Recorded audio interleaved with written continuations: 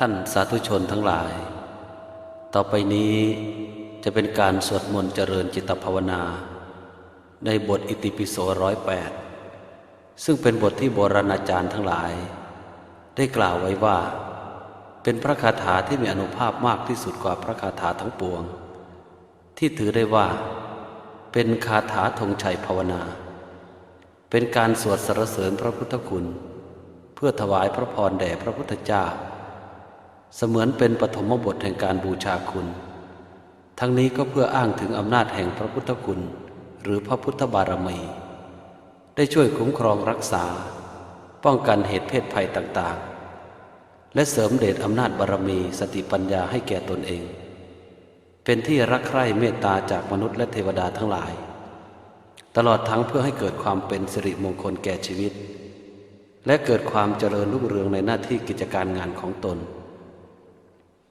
จึงขอเชิญชวนท่านสาธุชนทั้งหลายได้ร่วมกันสวดสาธยายมนต์ในบทอิติปิโส108ต่อไปนี้ตามสมควรแก่โอกาสและเวลาสื่อไปอะระหังสัมมาสัมพุทโธภควาพุทธังภควันตังอภิวาเทมิสวากขาโตภควตาธัมโมธัมมังนะมัสสามิสุปฏิปันโนภควโตสาวกสังโฆสังฆังนะมามิ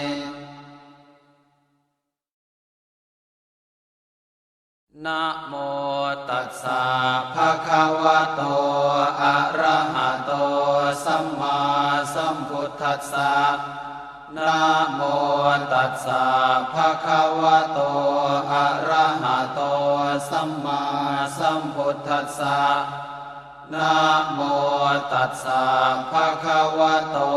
อะระหะโตสัมมาสัมพุทธัสสะ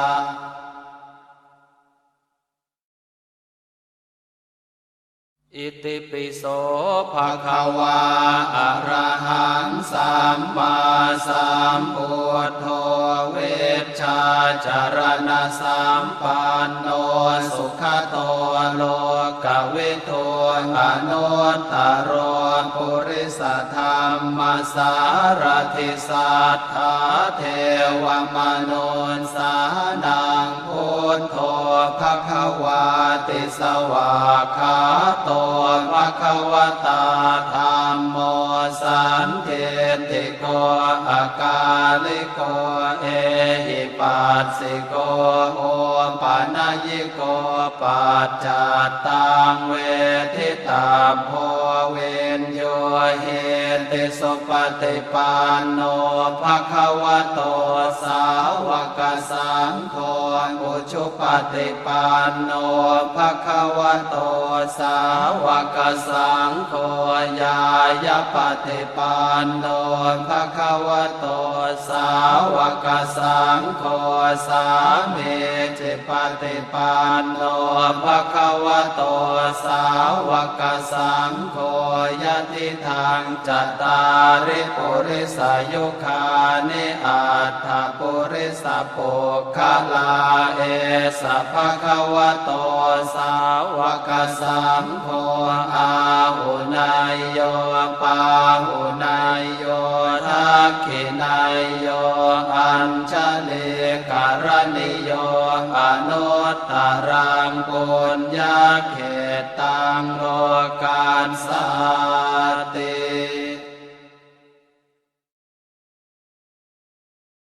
พาหุงสหัสสมพิเนมิตาสาวุทานตังกรีเมฆลังอุทิตโครสเสนามารังทานาติธรรมวิทินาชิตวามุนินโททานเตชะสาภวตุเมชยมังคลานิมาราติเรกมา ภิโยจิตสัมภารันติงโครัมปนารวกมากรรมฐานทยาขังขันเตสุทันตเวทินาชิตวามุนินโทตันเตชะสาภวตุเมชยมังคลานินาราคิลิงขจวรังอติมาทพุตังทาวังกิจังกรรมสเนวสุธารุนันตังเมตัมภูเส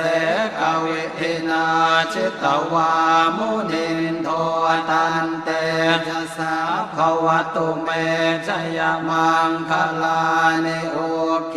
ตคาคมติหัตถสุธารุนันตังทาวันติโยชนะปะทังกุลิมาละวันตังเอเทภิสังคตมโนจิตวามุนินโทตันเตชะสาภวตุเม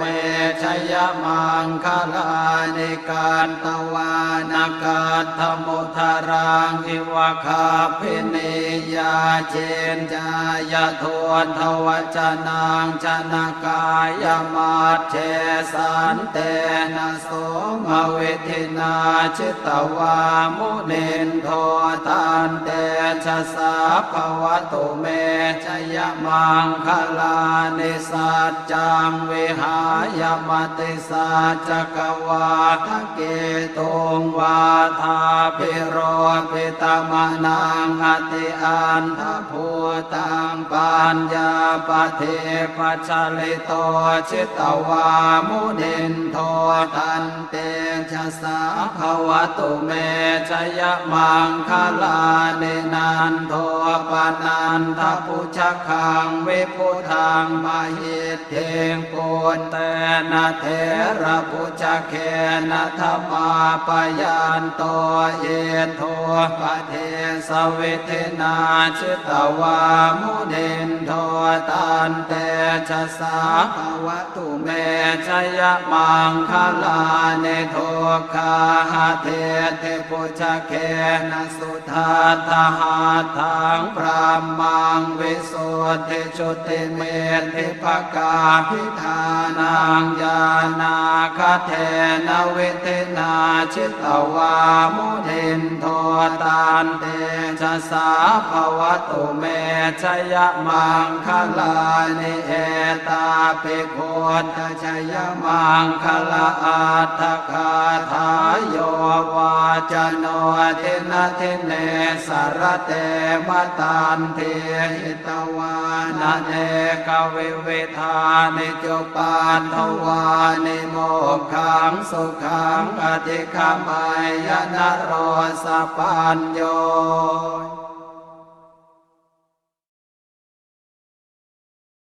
มหาการุณิโกนาโทหิตายาสัพพปาเนนางปุเร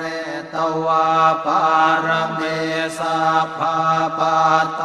สัมโพธิมุตตมังเอเตนะสัจจวาเชนะโหตุเมชยมังคลังชยันโตโพธิยาโมเลสักขยานางนันทิวัฒโนเอวังอหังวิชโยโหมิชยันสุชยมังคะเลอปราชิตปันนังเกสีเสปทวิโปคะเลอภิเสเกสัพพพุทธานังอาคาปาโตปโมทัติสุนังคาตังสุมังคลังสุปาภาตังสุโหติตังสุขโนสุโมโหโตจะสุเยทังพรหมจาริสุปทักขินังกายกรรมังวาจากรรมังปทักขินังปทักขินังมโนกรรมังปณิทิเตปทักขินาปทักขินานิกัตตวานลพันตาเทปทักขิเน อิติปิโสภะคะวาอะระหังสัมมาสัมพุทโธเวชชาจารณะสัมปันโนสุขโตโลกวิทูอนุตตรปุริสธรรมสารติสัทธาเทวมนุสสานังพุทโธภะคะวาติอิติปิโสภะคะวาอะระหังสัมมาสัมพุทโธเวชชาจารณะสัมปันโนสุขโตโลกวิทูอนุตตรปุริสธรรมสารติสัทธาเทวมนุสสานังพุทโธภะคะวาติอิติปิโสภะคะวาอะระหังสัมมาสัมพุทโธเวชชาจารณะสัมปันโนสุขโตโล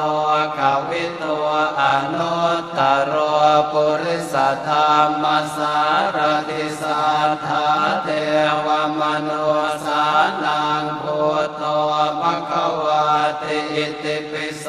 ภะคะวาอะระหังสัมมาสัมพุทโธเวชชาจารณะสัมปันโนสุขโตโลกวิทูอนุตตรปุริสธรรมสารติสัทธาเทวมนุสสานังพุทโธภะคะวาติอิติปิโสภะคะวาอะระหังสัมมาสัมพุทโธเวชชาจารณะสัมปันโนสุขโตโลกวิทูอนุตตรปุริสธรรมสารติสัทธาเทวมนุสสานังพุทโธภะคะวาติอิติปิโสภะคะวาอะระหังสัมมาสัมพุทโธเวชชาจารณะสัมปันโนสุขโตโลกวิทูอนุตตรปุริสธรรมสารติสัทธาเทวมนุสสานังพุทโธภะคะวาติอิติปิโสภะคะวาอะระหังสัมมาสัมพุทโธเวชชาจารณะสัมปันโนสุขโตโลกวิทูอนุตตรปุริสธรรมสารติสัทธาเทวมนุสสานังพุทโธภะคะวาติอิติปิโสภะคะวาอะระหังสัมมาสัมพุทโธเวชชาจารณะสัมปันโนสุขโตโลกวิทูอนุตตรปุริสธรรมสารติสัทธาเทวมนุสสานังพุทโธภะคะวาติอิติปิโสภะคะวาอะระหังสัมมาสัมพุทโธเวชชาจารณะสัมปันโนสุขโตโลกวิทูอนุตตรปุริสธรรมสารติสัทธาเทวมนุสสานังพุทโธภะคะวาติอิติปิโสภะคะวาอะระหังสัมมาสัมพุทโธเวชชาจารณะสัมปันโนสุขโตโลกวิทูอนุตตรปุริสธรรมสารติสัทธาเทวมนุสสานังพุทโธภะคะวาติอิติปิโสภะคะวาอะระหังสัมมาสัมพุทโธเวชชาจารณะสัมปันโนสุขโตโลกวิทูอนุตตรปุริสธรรมสารติสัทธาเทวมนุสสานังพุทโธภะคะวาติอิติปิโส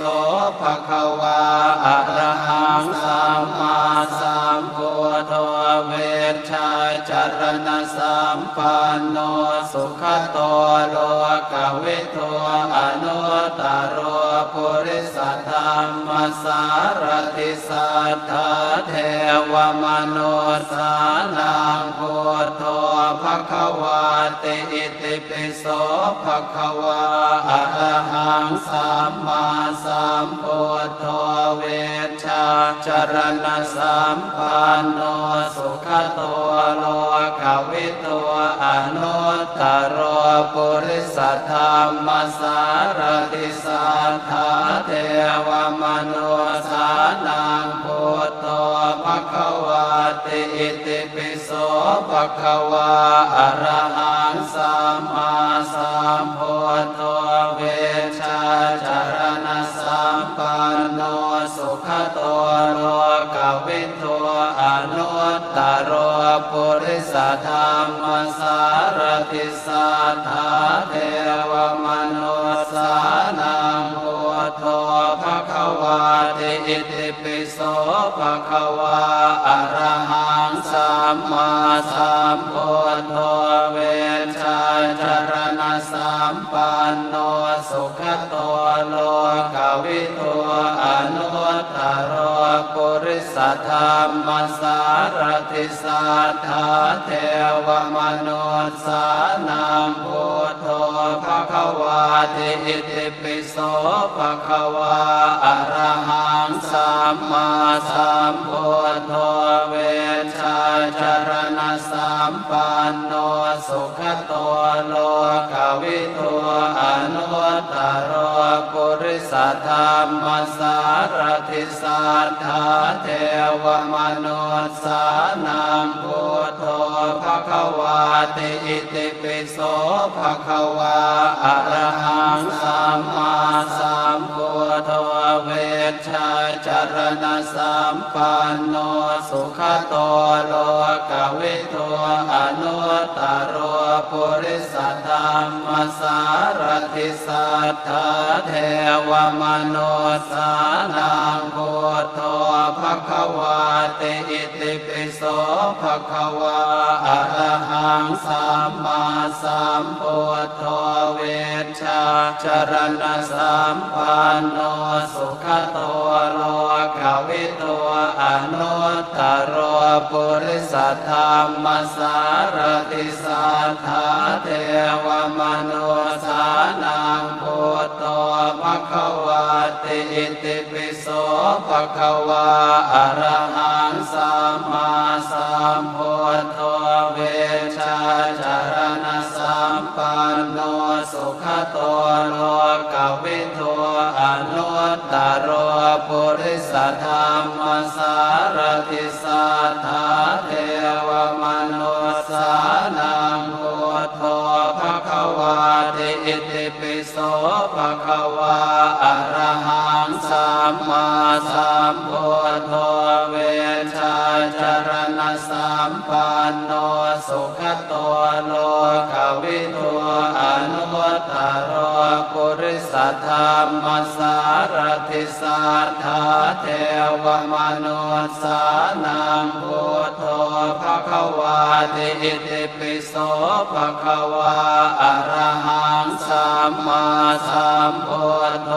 เวชชาจรณะสัมปันโนสุขโตโลกวิทูอนุตตรโรปุริสธรรมสารติสัทธาเท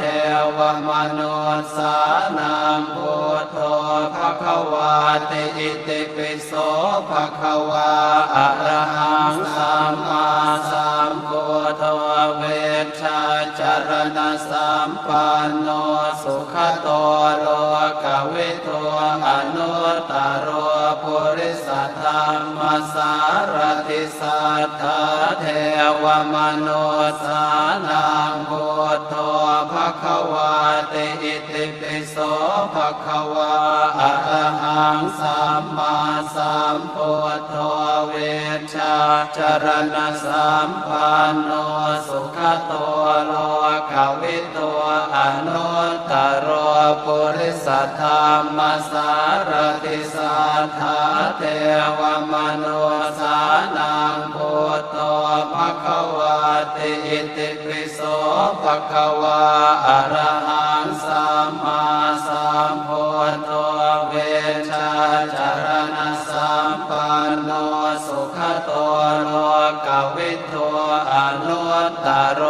ปุริสธรรมสารติสัทธาเทวมนุสานังพุทโธภควาติอิติปิโสภควาอะระหังสัมมาสัมพุทโธเวชชาจารณะสัมปันโนสุขโตโลกวิโตอนุตตรปุริสธรรมสารติสัทธาเท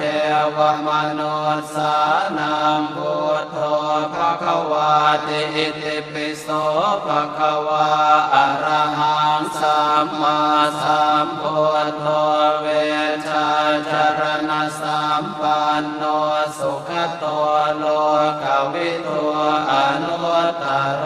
ปุริสธรรมสารติสัทธาเทวมนุสานังพุทโธภควาติอิติปิโสภควาอะระหังสัมมาสัมพุทโธเวชชาจารณะสัมปันโนสุขโตโลกวิโตอนุตตรปุริสธรรมสารติสัทธาเทวมนุสานังพุทโธภควาติอิติปิโสภควาอะระหังสัมมาสัมพุทโธเวชชาจารณะสัมปันโนสุขโตโลกวิโตอนุตตรปุริสธรรมสารติสัทธาเทวมนุสานังพุทโธภควาติอิติปิโสภควาอะระหังสัมมาสัมพุทโธเวชชาจารณะสัมปันโนสุขโตโลกวิโตอนุตตรปุริสธรรมสารติสัทธาเทวมนุสานังพุทโธภควาติอิติปิโสภควาอะระหังสัมมาสัมพุทโธเวชชาจารณะสัมปันโนสุขโตโลกวิโตอนุตตรปุริสธรรมสารติสัทธาเทวมนุสานังพุทโธภควาติอิติปิโสภควาอะระหังสัมมาสัมพุทโธเวชชาจารณะสัมปันโนสุขโตโลกวิโตอนุตตรปุริสธรรมสารติสัทธาเทวมนุสานังพุทโธภควาติอิติปิโสภควาอะระหังสัมมาสัมพุทโธเวชชาจารณะสัมปันโนสุขโตโลกวิโตอนุตตรปุริสธรรมสารติสัทธาเทวมนุสานังพุทโธภควาติอิติปิโสภควาอะระหังสัมมาสัมพุทโธเวชชาจารณะสัมปันโนสุขโตโลกวิโตอนุตตรปุริสธรรมสารติสัทธาเทวมนุสานังพุทโธภควาติอิติปิโสภควาอะระหังสัมมาสัมพุทโธเวชชาจารณะสัมปันโนสุขโตโลกวิโตอนุตตรปุริสธรรมสารติสัทธาเทวมนุสา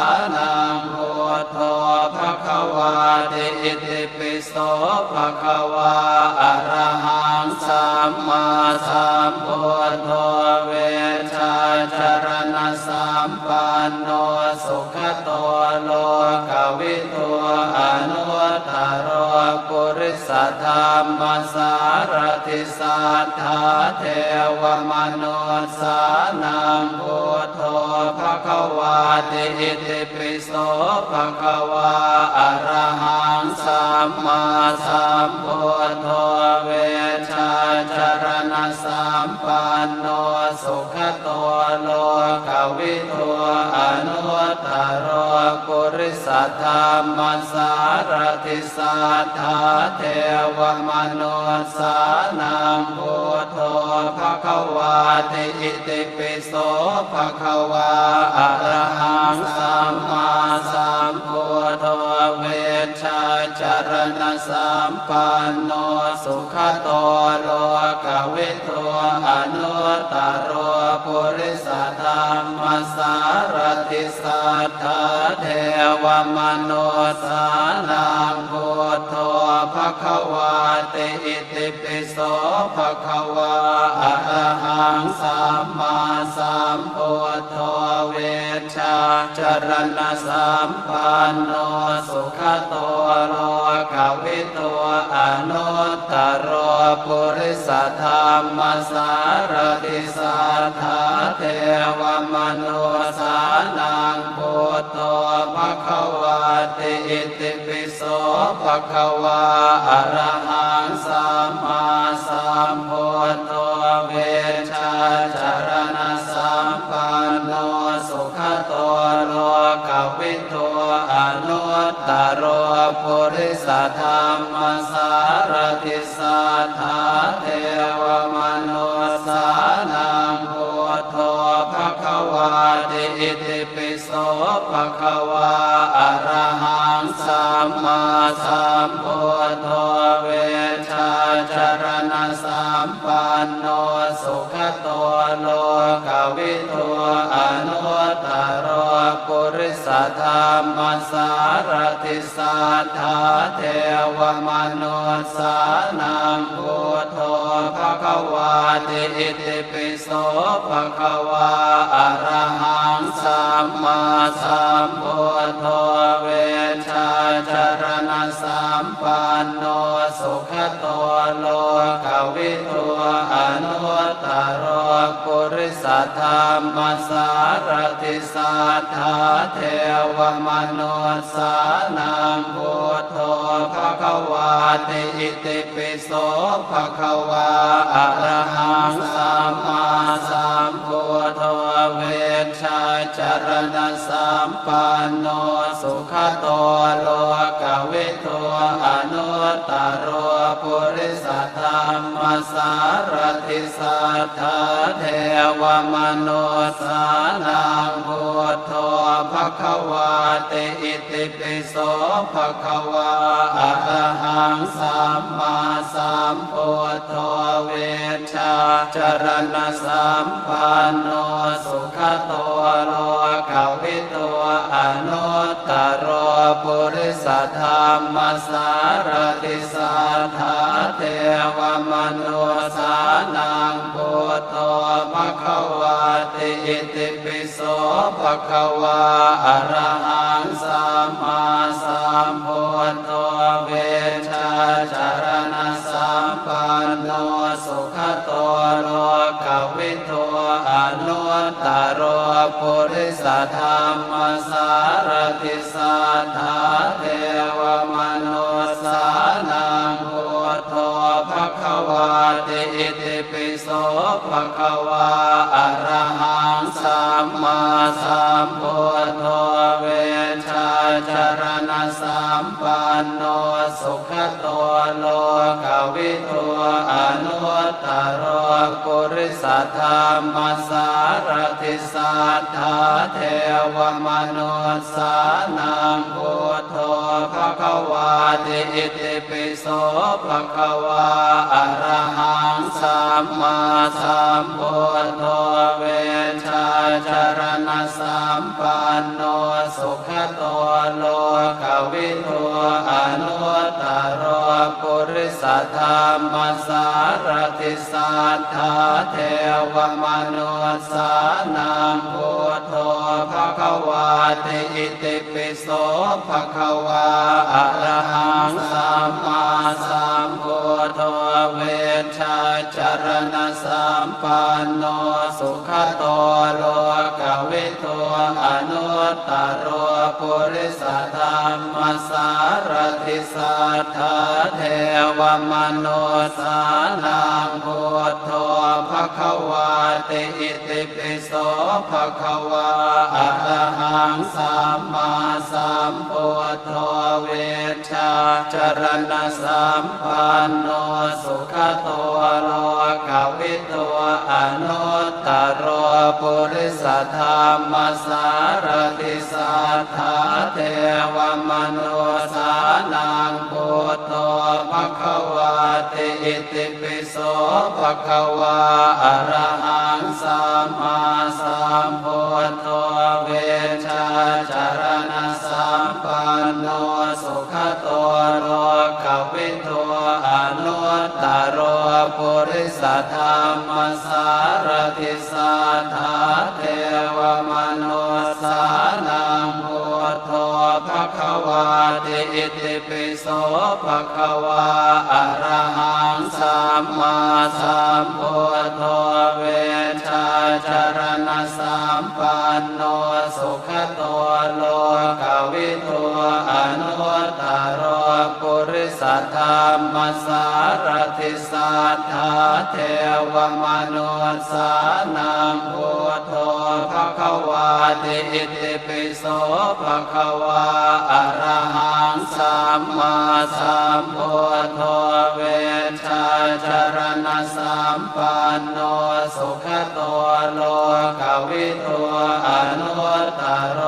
ปุริสธรรมสารติสัทธาเทวมนุสานังพุทโธ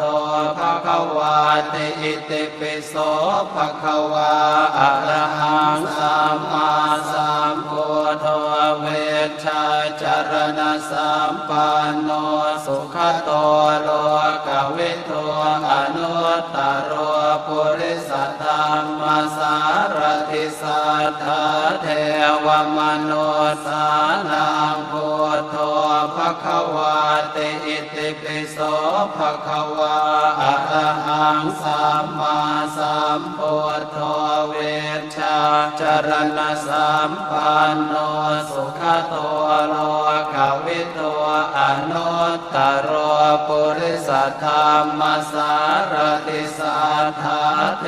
วมนุสานังพุทโธภะคะวาติอิติปิโส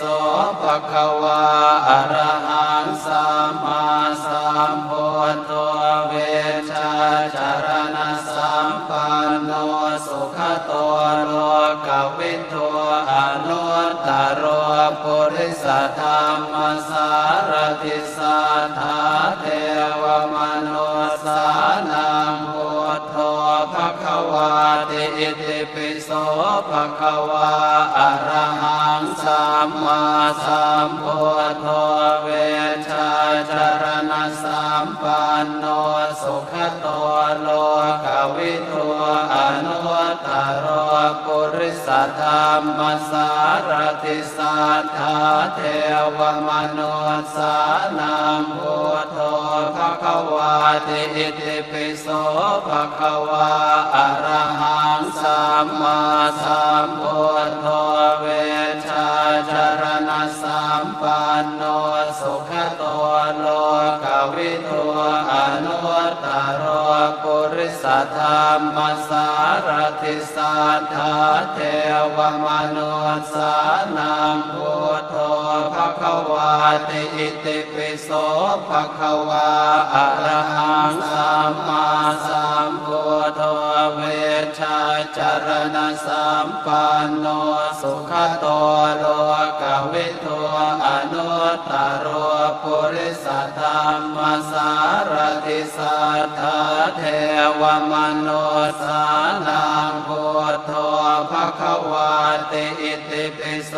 ภะคะวาอะระหังสัมมาสัมพุทโธเวชชาจารณะสัมปันโนสุขโตโลกวิทูอ นุตตรปุริสธรรมสารติสัทธาเทวมนุสานังพุทโธภควาติอิติปิโสภควาอะระหังสัมมาสัมพุทโธเวชาจารณะสัมปันโนสุขโตโลกวิทูอนุตตร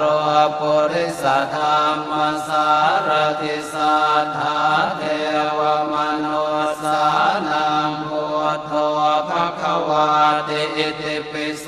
ภควาอะระหังสัมมาสัมพุทโธเวชาจารณะสัมปันโนสุขโตโลกวิทูอนุตตรปุริสธรรมสารติสัทธาเทวมนุสานังพุทโธภควาติอิติปิโสภควาอะระหังสัมมาสัมพุทโธเวชาจารณะสัมปันโนสุขโตโลกวิทูอนุตตรปุริสธรรมสารติสัทธาเทวมนุสานังพุทโธภควาติอิติปิโสภควาอะระหังสัมมาสัมพุทโธเวชาจารณะสัมปันโนสุขโตโลกวิทูอนุตตรปุริสธรรมสารติสัทธาเทวมนุสานังพุทโธภควาติอิติปิโสภควาอะระหังสัมมาสัมพุทโธเวชาจารณะสัมปันโนสุขโตโลกวิทูอนุตตรปุริสธรรมสารติสัทธาเทวมนุสานังพุทโธ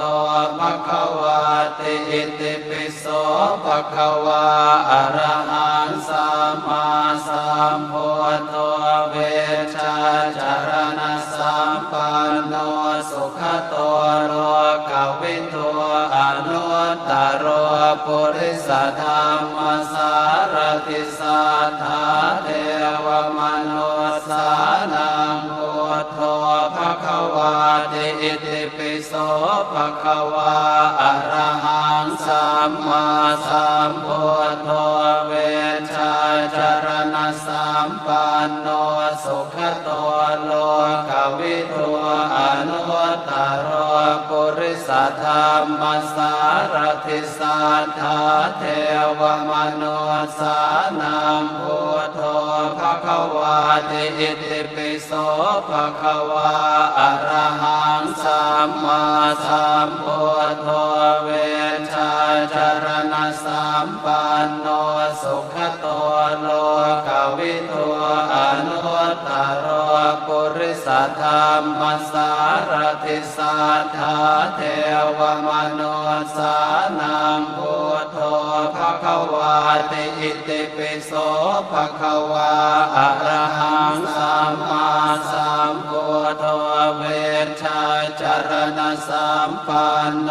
สุขโตโลกวิทูอนุตตรปุริสธรรมสารติสัทธาเทวมนุสานังพุทโธภควาติอิติปิโสภควาอะระหังสัมมาสัมพุทโธเวชาจารณะสัมปันโนสุขโตโลกวิทูอนุตตรปุริสธรรมสารติสัทธาเทวมนุสานังพุทโธภควาติอิติปิโสภควาอะระหังสัมมาสัมพุทโธเวชาจารณะสัมปันโนสุขโตโลกวิทูอนุตตรปุริสธรรมสารติสัทธาเทวมนุสานังพุทโธภควาติ อิติปิโสภะคะวาอะระหังสัมมาสัมพุทโธเวชชาจารณะสัมปันโนสุขโตโลกวิทูอนุตตรปุริสธรรมสารติสัทธาเทวมนุสสานังพุทโธภะคะวาติอิติปิโสภะคะวาอะระหังสัมมาสัมพุทโธเวชชาจารณะสัมปันโนสุขโตโลกวิทูอนุตตรปุริสธรรมสารติสัทธาเทวมนุสสานังพุทโธภะคะวาติอิติปิโสภะคะวาอะระหังสัมมาสัมพุทโธเวชชาจารณะสัมปันโนสุขโตโลกวิทูอนุตตรปุริสธรรมสารติสัทธาเทวมนุสสานังพุทโธภะคะวาติอิติปิโสภะคะวาอะระหังสัมมาสัมพุทโธเวชชาจารณะสัมปันโนสุขโตโลกวิทูอนุตตรปุริสธรรมสารติสัทธาเทวมนุสสานังพุทโธภะคะวาติอิติปิโสภะคะวาอะระหังสัมมาสัมพุทโธเวชชาจารณะสัมปันโนสุขโตโลกวิทูอนุตตรปุริสธรรมสารติสัทธาเทวมนุสสานังพุทโธภะคะวาติอิติปิโสภะคะวาอะระหังสัมมาสัมพุทโธเวชชาจารณะสัมปันโนสุขโตโลกวิทูอนุตตรปุริสธรรมสารติสัทธาเทวมนุสสานังพุทโธภะคะวาติอิติปิโสภะคะวาอะระหังสัมมาสัมพุทโธเวชชาจารณะสัมปันโนสุขโตโลกวิทูอนุตตรปุริสธรรมสารติสัทธาเทวมนุสสานังพุทโธภะคะวาติอิติปิโสภะคะวาอะระหังสัมมาสัมพุทโธเวชชาจารณะสัมปันโนสุขโตโลกวิทูอนุตตรปุริสธรรมสารติสัทธาเทวมนุสสานังพุทโธภะคะวาติอิติปิโสภะคะวาอะระหังสัมมาสัมพุทโธเวชชาจารณะสัมปันโนสุขโตโลกวิทูอนุตตรปุริสธรรมสารติสัทธาเทวมนุสสานังพุทโธภะคะวาติอิติปิโสภะคะวาอะระหังสัมมาสัมพุทโธเวชชาจารณะสัมปันโนสุขโตโลกวิทูอนุตตรปุริสธรรมสารติสัทธาเทวมนุสสานังพุทโธภะคะวาติอิติปิโสภะคะวาอะระหังสัมมาสัมพุทโธเวชชาจารณะสัมปันโนสุขโตโลกวิทูอนุตตรปุริสธรรมสารติสัทธาเทวมนุสสานังพุทโธภะคะวาติอิติปิโสภะคะวาอะระหังสัมมาสัมพุทโธเวชชาจารณะสัมปันโนสุขโตโล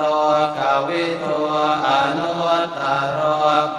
สธรรมสารติสัทธาเท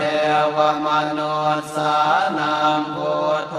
ภควาติอิติปิโสภควาอะระหังสัมมาสัมพุทโธเวชชาจารณะสัมปันโนสุขโตโลกวิทูอนุตตร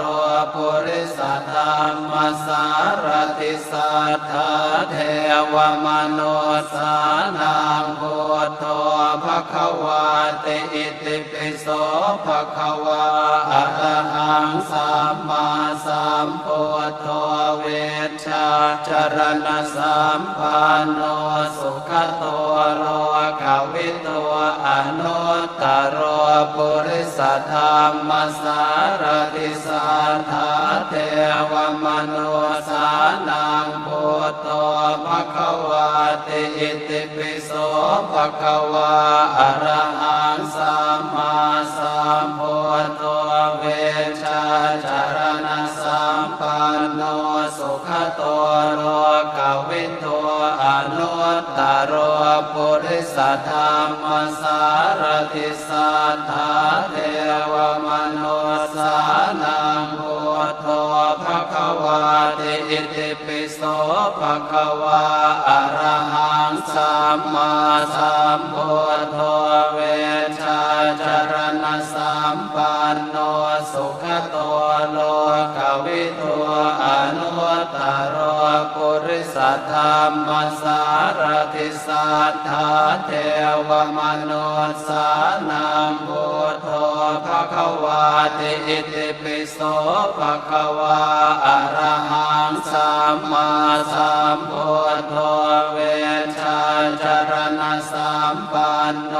สุขโตโลกวิทูอนุตตรปุริสธรรมสารติสัทธาเทวมนุสสานังพุทโธภควาติอิติปิโสภควาอะระหังสัมมาสัมพุทโธเวชชาจารณะสัมปันโนสุขโตโลกวิทูอนุตตรปุริสธรรมสารติสัทธาเทวมนุสสานังพุทโธภควาติอิติปิโสภควาอะระหังสัมมาสัมพุทโธเวชชาจารณะสัมปันโนสุขโตโลกวิทูอนุตตรปุริสธรรมสารติสัทธาเทวมนุสสานังพุทโธภควาติอิติปิโสภควาอะระหังสัมมาสัมพุทโธเวชชาจารณะสัมปันโนสุขโตโลกวิทูอนุตตร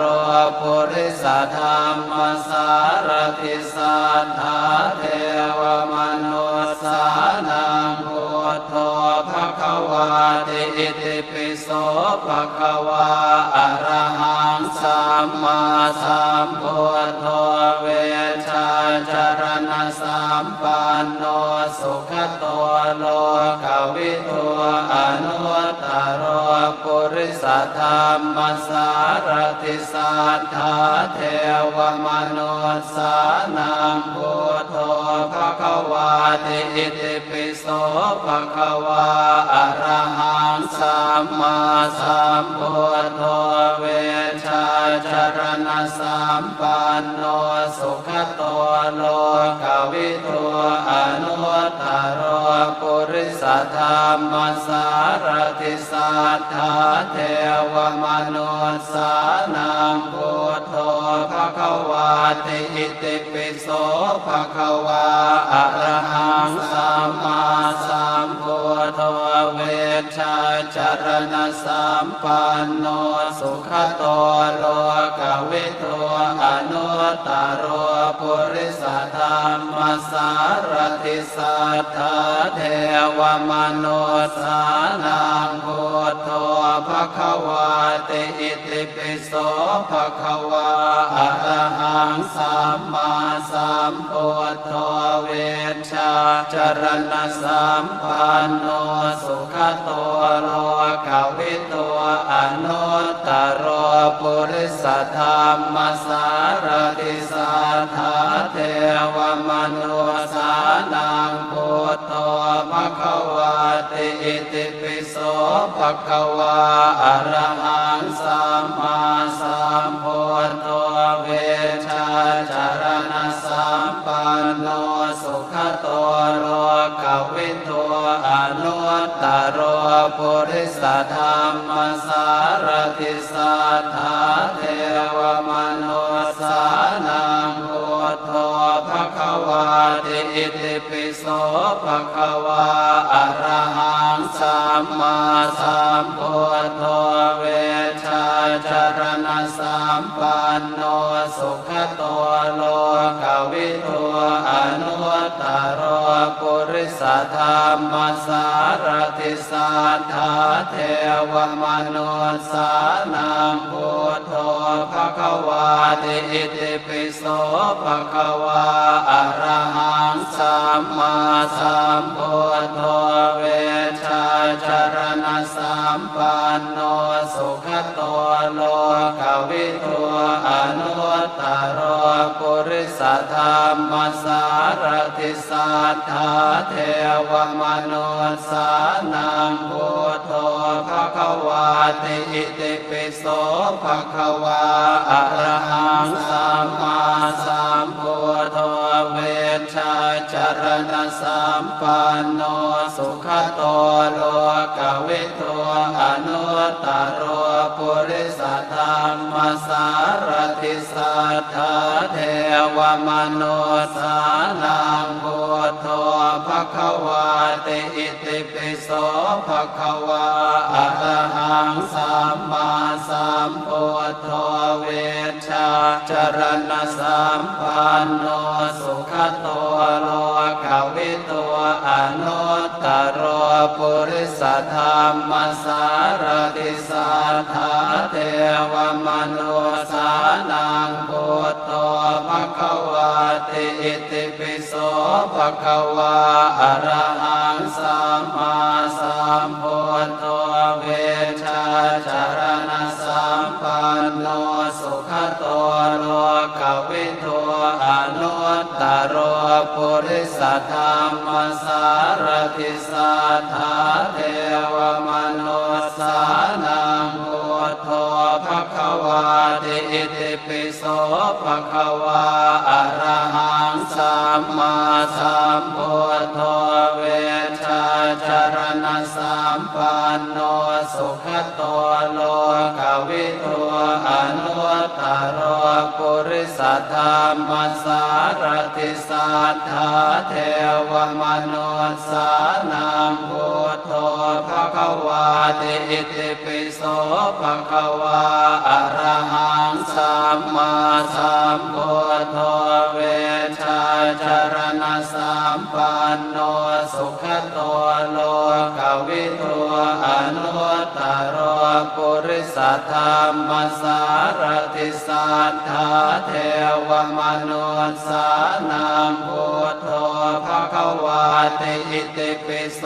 ภควาอะระหังสัมมาสัมพุทโธเวชชาจารณสัมปันโนสุขโตโล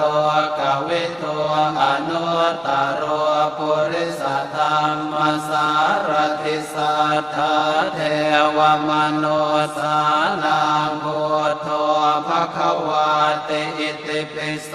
ภควาอะระหังสัมมาสัมพุทโธเวชชาจารณสัมปันโนสุขโตโลกวิทูอนุตตรโรปุริสธรรมสารติสัทธาเทวมนุสสา ติอิติปิโสภะคะวาอะระหังสัมมาสัมพุทโธเวชชาจารณะสัมปันโนสุขโตโลกวิทูอนุตตรโรปุริสธรรมสารติสัทธาเทวมนุสสานังพุทโธภะคะวาอิติปิโสภะคะวาอะระหังสัมมาสัมพุทโธเวชชาจารณะสัมปันโนสุขโตโลกวิทูอนุตตรโรปุริสธรรมสารติสัทธาเทวมนุสสานังพุทโธภะคะวาติอิติปิโสภะคะวาอะระหังสัมมาสัมพุทโธเวชชาจารณะสัมปันโนสุขโตโลกวิทูอนุตตรโรปุริสธรรมสารติสัทธาเทวมนุสสานังพุทโธภะคะวาติอิติปิโสภะคะวาอะระหังสัมมาสัมพุทโธเวชชาจารณะสัมปันโนสุขโตโลกวิทูอนุตตรโร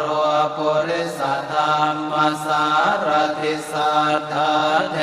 วมนุสสานังพุทโธภะคะวาติอิติปิโสภะคะวาอะระหังสัมมาสัมพุทโธเวชชาจารณะสัมปันโนสุขโตโลกวิทูอนุตตรโรปุริสธรรมสารติสัทธาเทวมนุสสานังพุทโธภะคะวาติ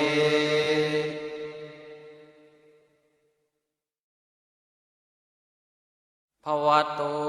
สัพพมังคลังราคันตุสัพพเทวตาสัพพพุทธานุภาเวนัสทธาโสติภวันตุเมภวตุสัพพมังคลังราคันตุสัพพเทวตาสัพพธรรมานุภาเวนัสทธาโสติภวันตุเมภวตุสัพพมังคลังราคันตุสัพพเทวตาสัพพสังฆานุภาเวนัสทธาโสติภวันตุเม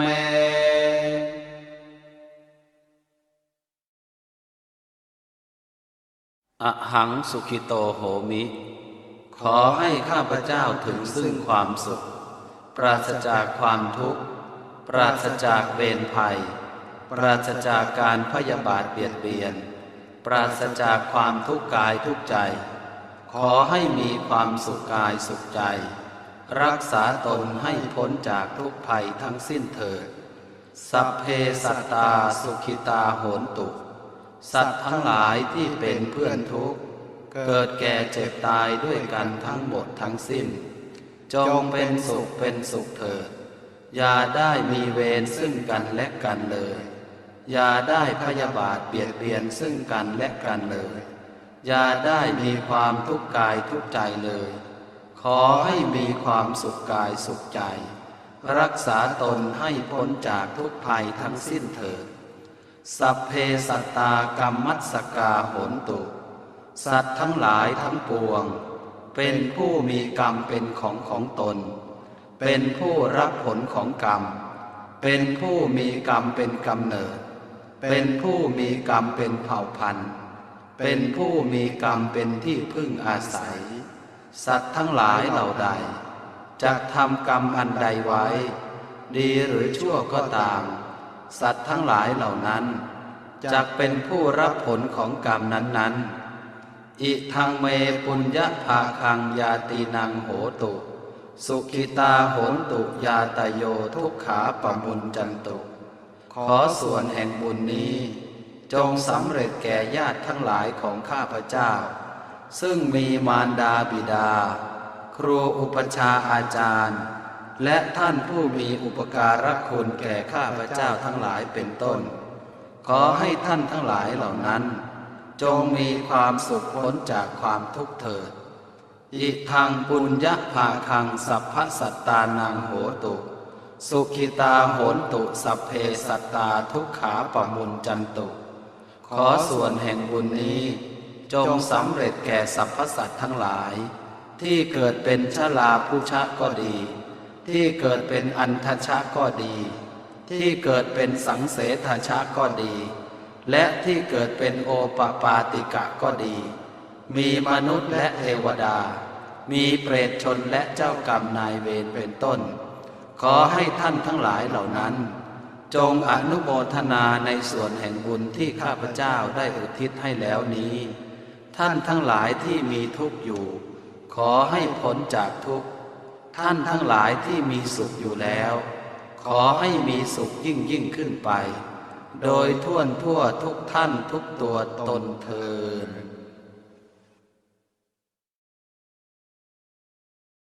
ข้าพเจ้าขอตั้งจิตอธิษฐานอ้างถึงอำนาจแห่งคุณพระพุทธคุณพระธรรมคุณพระสงฆ์ตลอดทั้งบุญบารมีที่ข้าพเจ้าได้สวดมนต์เจริญจิตภาวนาในครั้งนี้ได้รวมเป็นพลังบุญหนุนส่งให้สำเร็จผลแก่เจ้ากรรมนายเวรของข้าพเจ้าหรือท่านผู้หนึ่งผู้ใดที่ข้าพเจ้าได้ล่วงเกินท่านไว้ซึ่งเป็นเหตุให้ข้าพเจ้าบิดามารดาของข้าพเจ้าได้รับผลกรรมเกิดทุกข์กายทุกข์ใจอยู่ในขณะนี้ขอให้ท่านได้รับส่วนแห่งบุญนี้ขอให้มีแต่ความสุขปราศจากความทุกข์โศกโรคภัยสมบูรณ์พูนผลด้วยของกินของใช้มีที่อยู่อาศัยเครื่องนุ่งห่มและยารักษาโรคตลอดทั้งมีบุญบารมีได้เข้าถึงพระนิพพานเถิดด้วยอำนาจแห่งคุณพระศรีรัตนตรัยและอำนาจแห่งผลบุญที่ข้าพเจ้าได้บำเพ็ญมาแล้วตลอดทั้งสิ่งศักดิ์สิทธิ์ทั้งหลายในสากลโลกนี้ได้รวมเป็นพลวะปัจจัยอำนวยผลประทานพรให้ข้าพเจ้าบิดามารดาและญาติของข้าพเจ้าจงประสบแต่ความสุขกายสุขใจปราศจากทุกโศกโรคภัยพยันตรายทั้งหลายทั้งปวงปรารถนาสิ่งหนึ่งประการใดก็ขอให้สำเร็จผลสมความมุ่งมา่ปรารถนาทุกประการด้วยเทินสาธุสาธุสาธุขออนุโมทนาบุญกับทุกท่านที่ได้สวดมนต์ไหว้พระอยู่เป็นประจำอย่างสม่ำเสมอขออานิสงส์แห่งการสวดมนต์และเจริญภาวนาในครั้งนี้ได้อำนวยผลให้ท่านและครอบครัวตลอดทั้งธุรกิจการงานประสบแต่ความสุขและความเจริญรุ่งเรืองปรารถนาสิ่งหนึ่งประการใดขอให้สมความมุ่งมา่ปรารถนาทั่วกันทุกท่านทุกคนเทอญ